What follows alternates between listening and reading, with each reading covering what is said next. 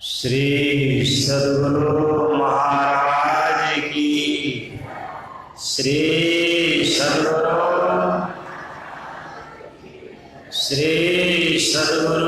महाराज की जय। उपस्थित सत्संग प्रेमी महानुभाव, माताओं एवं बहनों, हम लोग पाठ के आधार पर जिस मणि की चर्चा सुने हैं, उस मणि में खासियत क्या, वह भी आप लोगों को जनाया गया है। मणि एक रत्न है जो प्रकाश स्वरूप है। सांप के मुंह में भी, मस्तक में भी मणि होती है। चारा जब वह लेता है तो बाहर निकाल कर छोड़ देता है, उससे वह चारा लेने लग जाता है। हाथी के पास भी, जिसे गजमुक्ता हाथी कहते हैं, अश्वत्थामा के मस्तक में भी मणि थी। लेकिन इस बाहर की मणि किन्हीं को भी प्राप्त हो जाए, उस मणि से किन्हीं को शांति आने वाली नहीं है। सत्राजित नाम के एक राजा थे। सूर्य की वे बहुत आराधना की। सूर्यदेव प्रसन्न होकर उनको एक मणि दी और उस मणि से 8 भार सोना रोज प्राप्त करते थे। अब वह व्यक्ति इतना धनी हो गया कि प्रतिरोज सोना प्राप्त कर रहे हैं। अंबार लग गया सोने का। भगवान कृष्ण उनके पास आए, सत्राजित मैं तुमसे कुछ मांगने के लिए आया हूं।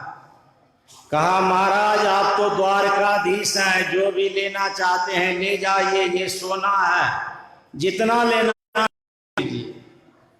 कहा, मुझे सोना नहीं चाहिए। कहा, तब महाराज? कहा, जिससे सोना तैयार होता है। सत्राजित देने से इनकार चले गए। भगवान कृष्ण ने कहा, सत्राजित मुझे उस मणि की आवश्यकता नहीं है, तुम्हारे कल्याण के लिए मांगने आया हूं। अगर तुम नहीं दे रहे हो तो रखो। बाद में उसी मणि के चलते सत्राजित के भाई और सत्राजित की मृत्यु भी हो गई। यानी बाहर की मणि को प्राप्त करके कोई सुखी नहीं, संतुष्ट नहीं है। लेकिन जिस मणि की चर्चा हुई है, यह भक्ति मणि है, जिसको हम लोगों ने सुना कि राम भगति चिंतामणि सुंदर। यह राम की भक्ति क्या है? सुंदर चिंतामणि है। इस चीज की चिंता करेंगे, चिंतन करेंगे, चाह करेंगे, कामना करेंगे, इच्छा करेंगे, वह आपको प्राप्त होगा। जो भी चाहेंगे वह आपको मिलेगा। अगर यह भक्ति मणि प्राप्त कर लेंगे तो जो चाहेंगे वह सब आपको मिलेगा।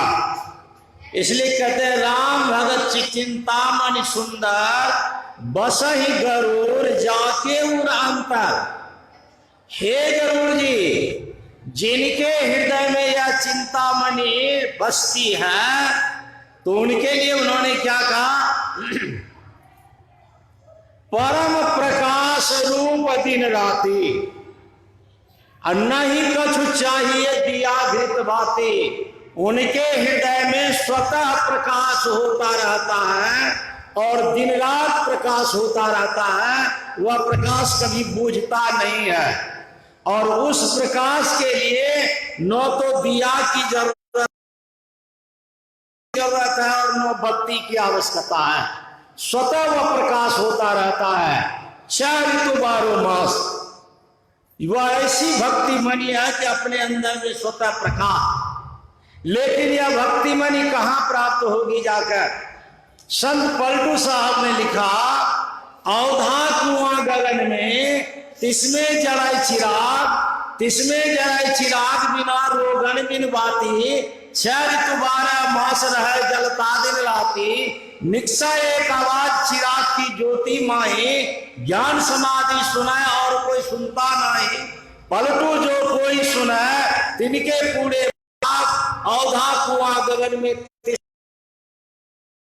संसार में जो कुआं है उसका मुंह ऊपर है, लेकिन हमारा जो यह शरीर से ऊपर वाला भाग गला है, यह आकाश में है, इसका मुंह क्या है? उल्टा है इसका मुंह। तो इसमें चिराग यानी दीपक जलता है, प्रकाश होता है, मणि जल रही है। इसमें जलाई चिराग कैसे? बिना रोगन बिन बाती, न तो घी है की जरूरत और न बत्ती की जरूरत है। 6 ऋतु 12 माह, 6 ऋतुओं में और 12 महीना में यह प्रकाश होता ही रहता है। इस प्रकाश को कोई हवा, बाहर की हवा बुता नहीं सकती है। लोभ बात नहीं ताहि बुझावा, लोभ रूपी हवा इस प्रकाश को कभी बुझा नहीं सकती है। दरिद्रता इस हवा को समाप्त, प्रकाश को समाप्त नहीं कर सकती है। यह प्रकाश, इसी प्रकाश को पाने का यत्न कैसे पाएंगे? बहुत लंबा पाठ हुआ है, लेकिन समास रूप में कहा पाएंगे कैसे? मर्मी सज्जन सुमति कुदाली, ज्ञान वैराग नयन मुरगारी, भाव सहित खोजे जो प्राणी, पाप भगति मणि सब सुख खाने। मर्मी अर्थात भेद को जानने वाले, भेदिया रस को जानने वाले, वह जानने वाले जो है वह मर्मी सज्जन, और सुमति कुदाली, सुंदर बुद्धि उनकी क्या है? कुदाली। अज्ञान वैराग नयनूरगारी, ज्ञान और वैराग रूपी नेत्र होना चाहिए, और भाव सहित खोजे अर्थात पाने का प्रयत्न करें। भाव सहित खोजे जो प्राणी, पाप भगति मन सब सुख खाने, अपने अंदर में सब मिलेगा। इस मणि को जब प्राप्त कर लेंगे तो योग्यता क्या? बिंदु मनोरम कृत्वा दूरदर्शनम मां पुण्यात्। गुरु महाराज अपने आश्रम में, गुरु महाराज के ऊपर उस समय पीएचडी कर रहे थे महेश्वर प्रसाद सिंह, कटिहार कॉलेज के प्रोफेसर था, और उसके निर्देशन महोदय यही भागलपुर महाविद्यालय के थे रामेश्वर प्रसाद सिंह। वे जब शोध ग्रंथ लिख रहे थे तो ये तो गुरु महाराज के शिष्य थे महेश्वर प्रसाद सिंह जी, और रामेश्वर प्रसाद सिंह जी वो गुरु महाराज के शिष्य नहीं। दोनों की मुलाकात भागलपुर में हुई। तो दोनों की मुलाकात जब हुई तो रामेश्वर प्रसाद सिंह उनके निर्देशक महोदय थे। उन्होंने महेश्वर बाबू से कहा कि महेश्वर बाबू, आप अपने गुरु महाराज से पूछेंगे, मैं प्रश्न करता हूं, मैं वहीं पर बैठा रहूंगा, मैं चुपचाप सुनूंगा, प्रश्न आपको पूछना है, तो जो मैं बता रहा हूं वही प्रश्न आपको करना है। उन्होंने उनको बता दिया प्रश्न क्या करना है। नादानुसंधान के संबंध में कहा महेश्वर बाबू ने रामेश्वर बाबू से कि हम लोग भागलपुर में ही है, कुप्पा घाट आश्रम बहुत नजदीक, क्यों ना हम दोनों वहीं चल करके और अभी ही गुरु महाराज से कुछ शंका समाधान कर लेंगे। कहा तो ठीक है, चला जाए। गुरु महाराज अपने भाषा में, दोनों विद्वान महापुरुष आए तो पूज्य महर्षि संसेवी जी महाराज ने गुरु महाराज को जानकारी दी। गुरु महाराज उठ करके बैठे, और ये दोनों अभी कुछ पूछे नहीं है, दोनों अंदर में गए हैं। गुरु महाराज जी बैठने के बाद उन दोनों को संकेत किए कि बैठिए। वे दोनों बैठ गए और जैसे बैठते हैं तो गुरु महाराज जी कहते हैं, निर्देशक महोदय, यानी उनके निर्देशक थे रामेश्वर प्रसाद बाबू। गुरु महाराज जी ने कहा, निर्देशक महोदय, आप महर्षि दयानंद सरस्वती लिखित पुस्तक सत्यार्थ और प्रकाश पढ़े हैं, सत्यार्थ प्रकाश पढ़े हैं। उसमें नादानुसंधान के संबंध में वे लिखे हैं, लेकिन उतना अच्छा खुलासा नहीं लिखे हैं। आप एक बार ऐसा कीजिए कि पुनः उसको पढ़ करके तब मेरे पास आप आएंगे, तो मैं तब आपको आप नादानुसंधान के संबंध में अच्छी तरह से समझा दूंगा। गुरु महाराज यहां आश्रम में दोनों बात कर रहे थे भागलपुर में, और गुरु महाराज यहां से देख रहे थे कि वे क्या कर रहे हैं। मतलब वह प्रकाश जब आपके अंदर में हो जाएगा तो कहीं दुनिया की जो है स्थूल संसार में जहां जो कुछ हो रहा है उस सब को आप देखेंगे। कोई भी बात आपसे छिपी हुई नहीं रहेगी स्थूल संसार की। इसीलिए वह भक्ति मणि को प्राप्त करने का ज्ञान संतों के यहां मिलता है, हम लोग प्राप्त करने का प्रयास करेंगे। उस प्रकाश में इतनी शक्ति। बाबा साहब मुरादाबाद से गुरु महाराज के पास पत्र आता था कि मैं बाबा साहब, यहां से उत्तर दिया जाता था गुरु महाराज के द्वारा, और वे प्रवचन करते थे बाबा साहब की ही भाषा में। बार बार पत्राचार होता रहा।